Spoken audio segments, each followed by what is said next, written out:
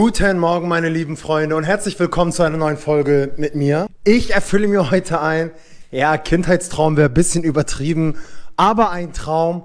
Und zwar werde ich heute das erste Mal per Anhalter unterwegs sein, euch natürlich wie immer mitnehmen. Aber bevor es losgeht, zeige ich euch erstmal, wie ich mich vorbereitet habe. Ich glaube, ich übertreibe es ein bisschen, aber egal, ist mein erstes Mal und Sicherheit geht vor. Natürlich darf die Sonnenbrille nicht fehlen, Kopfhörer, eine Powerbank, Kabel für die Powerbank. Ich weiß nicht warum. Ich habe mir gestern noch mal einen Fächer geholt. Ich dachte, vielleicht auf dem Weg, weil es hier auch sehr heiß ist. Dann einmal so ein Set, was ich schon vorher hatte, um in der Natur zu überleben. Ja, keine Ahnung. Desinfektionsmittel, Mückenspray, ein Stift. Hier so ein Schutz für meine Tasche, falls es regnen sollte. Dann einmal hier so, keine Ahnung, kann man sich über den Kopf packen, wenn es zu heiß wird, oder hinsetzen. Dann natürlich ganz, ganz viele Wechselshirts. Wie gesagt, es ist warm. Sicherheit geht vor. Wie findet ihr meinen Hut? Seid mal ehrlich. Ich finde den richtig geil. Als erstes einmal hier, der hat so einen Schutz, dass nicht zu viel Sonne abbekommt. Dann schützt er natürlich den Kopf. Hier so ein richtig freshes Design. Vietnam. Ja, Mann. Und ich habe für den 2 Euro nur gezahlt. Und natürlich auch gut mit Sonnencreme eincremen. Ich packe jetzt noch kurz zu Ende und dann geht's los. Also einmal zu meiner Route. Für mich geht's von Ninh Binh nach Hanoi. Das dauert mit dem Auto ungefähr 3 Stunden, zu Fuß sagt Google Maps 19,5 Stunden, 34 Grad. Ich bin mal gespannt, was auf dem Weg alles auf mich zukommen wird. Ich bin ein bisschen aufgeregt, aber am meisten habe ich Lust drauf. Ich bin echt gespannt, was einfach auf dem Weg auf mich wartet. Und Leute, mit dem Hut kann mir nichts passieren. Let's go!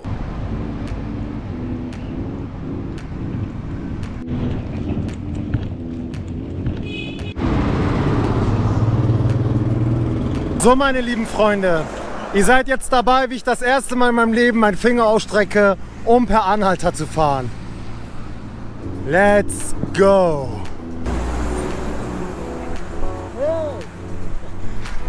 Und so ein bisschen Selbstbewusstsein gehört da auch zu, weil man kommt sich, wie gesagt, vielleicht wird sich das mit dem Weg noch ein bisschen ändern.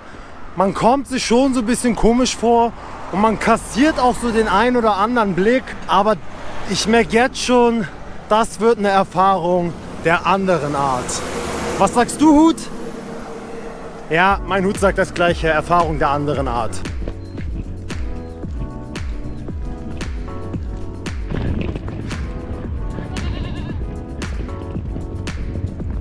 Ist schon ein bisschen anstrengend bei dem Wetter. Zum Glück habe ich meinen Fächer mitgenommen. Ich schwör's dir, das war bis jetzt schon so ein bisschen Lebensretter. Ich werde circa schon eine Stunde unterwegs. Die Landschaft ist schön. Und wie ihr sehen könnt, haben die halt auch nicht überall, Fußgängerwege. Wird schon alles gut gehen. Ich glaube daran. Ich habe meinen Hut, Digga. Mit meinem Hut kann nicht schief gehen. Ab heute ist das mein neuer Glücksbringer. Mein Hut.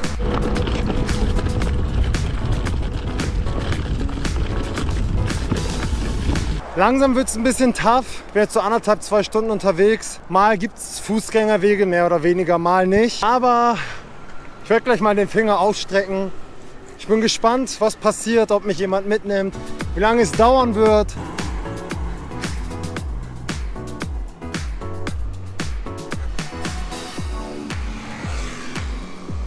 Also bis jetzt hat mich noch keiner mitgenommen, aber ich muss jetzt erstmal was trinken und brauche Wasser. Hello, you have water? No? Okay. Richtig nice, ich bin gerade bei so einer Tankstelle stehen geblieben, wollte Wasser kaufen. Die hatten aber kein Wasser und dann hat der Magger mir das einfach geschenkt. Und wollte dafür auch kein Geld, obwohl ich ihm Geld angeboten habe.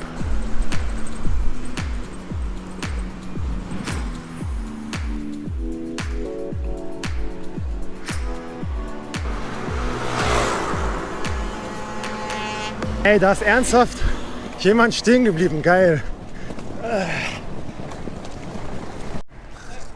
Yes. Okay. Die haben mich einfach mitgenommen. So ein Bus. Also, ich werde so um die 2,5 Stunden unterwegs. Wie man auch sehen kann, bin ich richtig fertig und die sind echt an einem guten Zeitpunkt gekommen. Ich muss dazu auch sagen, dass er von mir Geld genommen hat, aber umgerechnet 2 Euro. Und alles gut, Mann. Ich bin ehrlich froh, dass jemand stehen geblieben ist. Ich war schon gut kaputt, die Sonne hat schon gut geknallt. Er fährt, glaube ich, nicht ganz bis nach Hanoi, aber ist okay für mich. Er soll mich einfach irgendwo auf den Weg rausschmeißen. Einer, der hier arbeitet, hat mich gerade zu sich runtergerufen mit so einer fetten Pipe in seiner Hand. No risk, no fun.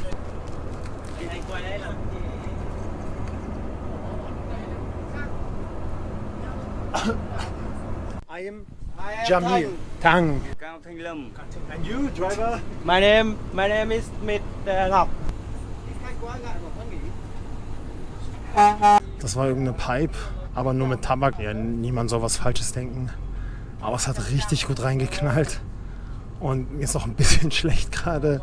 Deswegen werde ich mich jetzt ein bisschen ausruhen. Also, die haben mich jetzt rausgeworfen. Jetzt geht's weiter zu Fuß. Das war irgendwie lustig. Haben sich auch viel mit mir mit Händen und Füßen versucht zu unterhalten. Hab noch ein bisschen Weg to go.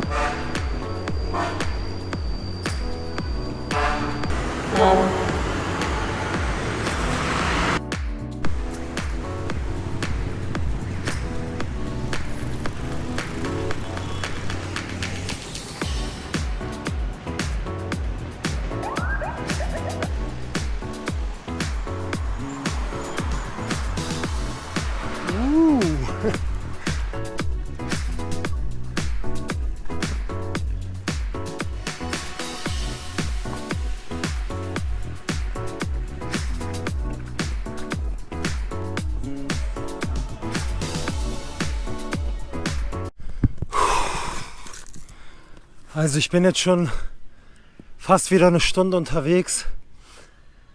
Es ist so warm. Ich musste hier, wie ihr sehen könnt, mein Oberteil einmal wechseln, weil einfach ich richtig durchgeschwitzt bin. Ich habe Durst. Ich bin ehrlich gerade richtig kaputt. Habe mich hier irgendwo im Nirgendwo hingesetzt und muss mich jetzt erstmal ausruhen, Digga. Kann man nichts machen. Aber der Bus hat mich irgendwie gerettet. Ich habe irgendwie das Gefühl, die Vietnamesen kennen das gar nicht per Anhalter oder so. Weil alle gucken nur komisch, keiner bleibt stehen. Ich wäre noch richtig am Arsch. Ich wäre diesen ganzen Weg gelaufen, wäre jetzt irgendwie noch 10 Stunden weiter zurück. Mein Hut hat mir Glück gebracht.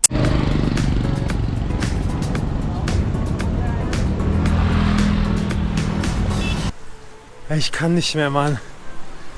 Es ist so heiß, es ist einfach 38 Grad, pralle Sonne, nirgendwo ist Schatten. Ich habe mich jetzt in so ein Restaurant gesetzt, das Erstbeste, was ich am Straßenrand gefunden habe, ist mir scheißegal.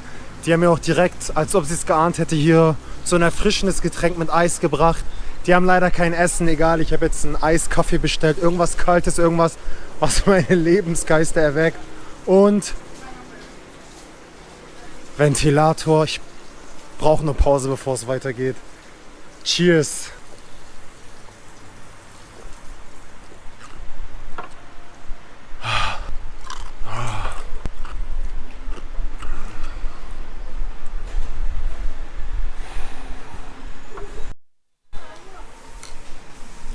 Das ist wahrscheinlich einer der schlechtesten Kaffees, die ich jemals getrunken habe. Aber selbst der tut gerade so gut, Leute. So, genug ausgeruht. Lebensgeister wurden erweckt. Ich habe noch eine Menge Weg vor mir. Also, let's go.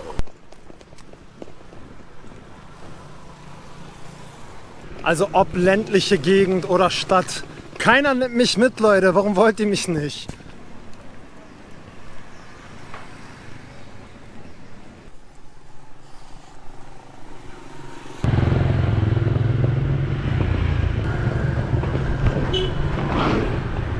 Also ich sag's euch, das Ganze wäre auf jeden Fall viel leichter, wenn ich nicht diesen Koffer mit mir hätte, sondern nur ein Backpack. Aber nun habe ich ihn und kann ihn natürlich auch nicht einfach irgendwo lassen. Einfach weitermachen. Hey Leute, ich bin ehrlich, ich habe so ein bisschen aufgegeben. Mich wird keiner mehr mitnehmen. Entweder checken die nicht, worauf ich hinaus will, oder die wollen mich einfach nicht mitnehmen. Hier mache ich jetzt erstmal eine kleine Pause, weil es hier richtig schön windig ist. Das Ding ist, hier fahren die ganze Zeit an mir irgendwelche Taxen vorbei. Ich hätte schon längst ein Taxi nehmen können, aber das ist halt nicht der Sinn der Sache. Ich gebe nicht auf. Entweder nimmt mich jemand mit oder ich laufe, Digga. Ich hab's jetzt auch. Jetzt ist das auch so ein bisschen so eine Sturheitssache geworden. Hier, der Sturkopf sagt nein.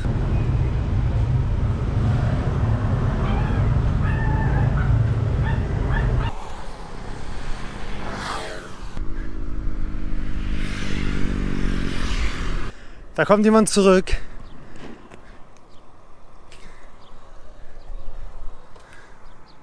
Oder auch nicht. Oder doch. I'm going to Hanoi. Can you... I'm going home, but I can drop you off somewhere. Okay. Yeah, I'm fine for every meter. Er nimmt mich jetzt mit, fährt nicht ganz bis Hanoi, aber lässt mich irgendwo auf dem Weg raus. Das reicht mir schon absolut. Und dann mal schauen, wie es weitergeht. Also er hat jetzt meine Tasche da nach vorne genommen und den Rucksack oder den Koffer kann man so hinten rauf packen.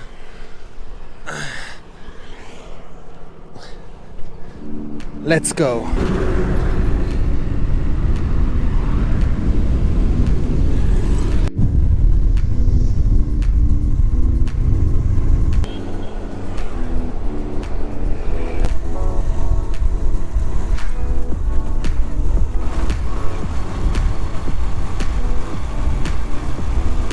Say hi to my subscribers. Hello. Thank you so much. Ey, ich schwöre, langsam wird mir auch schlecht und schwindelig, vor allem schwindelig. Ich brauche ganz schnell ganz viel Wasser. Auch wenn es so aussieht, als ob ich fast da wäre und in der Stadt wäre, immer noch 2 Stunden to go. Aber bald geschafft, Alter. Wer 5 Stunden schafft, 6 Stunden geschafft hat, schafft auch noch die letzten 2 Stunden.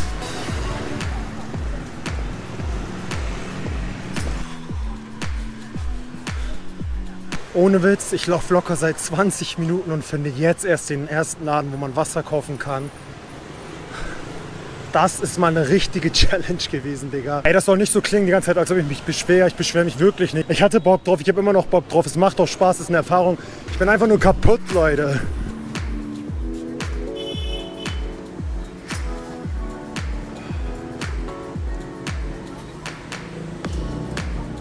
Wasser ist wirklich das größte Geschenk Gottes, ich schwör's euch.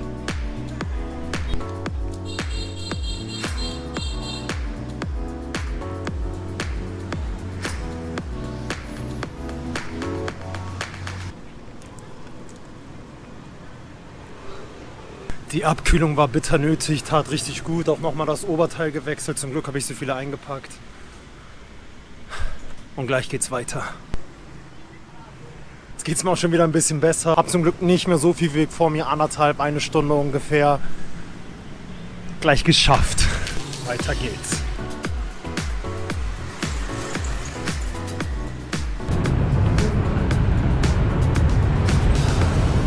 Fast geschafft.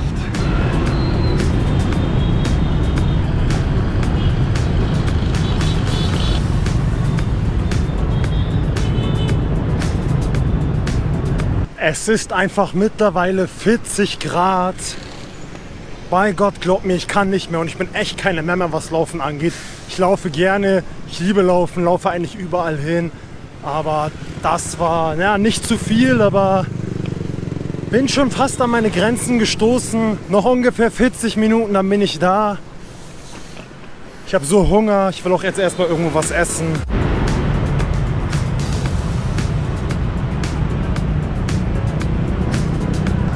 Nicht mehr lange, meine lieben Freunde.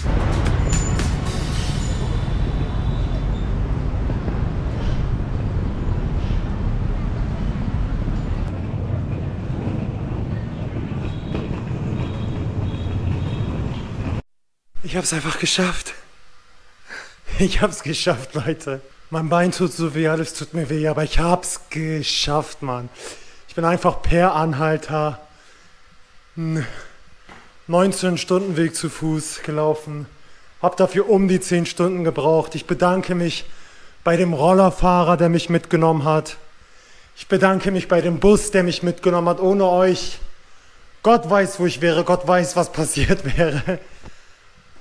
Oh mein Gott, ey, jetzt merke ich erst, wie kaputt ich bin. Ich muss duschen, ich will ein bisschen schlafen. Also meine lieben Freunde, einmal ein kurzes Fazit dazu, ob ich es empfehlen kann, per Anhalter in Vietnam unterwegs zu sein. Ich bin immer so einer, ich mache mir erst die Sachen und mache mich danach ein bisschen schlau. Mir wurde dann im Nachhinein gesagt, dass es im Norden weniger Sinn macht als im Süden und ich bin halt ja von der Mitte in den Norden per Anhalter. Warum macht es im Süden mehr Sinn als im Norden? Weil im Süden die Leute wohl freundlicher sind, die nehmen dich eher mit, bieten dir eher Essen an. Der Norden soll wohl einfach ein bisschen, ich nenne es mal, abgeklärter sein in diesem Falle. Deswegen, wenn ihr es macht, macht es auf jeden Fall im Süden, nicht im Norden. Und wenn ihr es macht, das war auch mein Fehler, malt auf ein Schild, auf ein Papier, aber so, dass man es lesen kann, die Stadt, in die ihr wollt. Dann ist die Wahrscheinlichkeit wohl höher, dass ihr mitgenommen werdet. Wie gesagt, das war mein erstes Mal, das war so ein paar Anfängerfehler. Vermeidet diese Anfängerfehler. Aber ich muss sagen, sonst habe ich eigentlich keine Anfängerfehler gemacht. Ich war gut vorbereitet. Okay, hatte ein bisschen großen Koffer, aber kann man nichts machen. Ich hätte mich jetzt daran aufhalten können oder trotzdem einfach durchziehen können und ich habe es durchgezogen. Ja, wie gesagt, wenn ihr es macht, lieber im Süden als im Norden. Es war interessant, es war lustig. Ich kann das jetzt endlich von meinen Bucketlisten Haken hintersetzen. In meiner nächsten Folge kommt etwas, worauf ich schon richtig lange Lust habe und ich habe es endlich gemacht. Es gibt Straßeninterviews, Umfragen dazu, was denken die hier über Deutschland und vieles, vieles, vieles mehr. Deswegen abonnieren, damit ihr das auf jeden Fall nicht verpasst. Dann auch gerne noch dazu liken, kommentieren, mit euren Freunden teilen, auf Instagram Jamil Entertainment, auch dort folgen. Ich freue mich und bis zur nächsten Woche.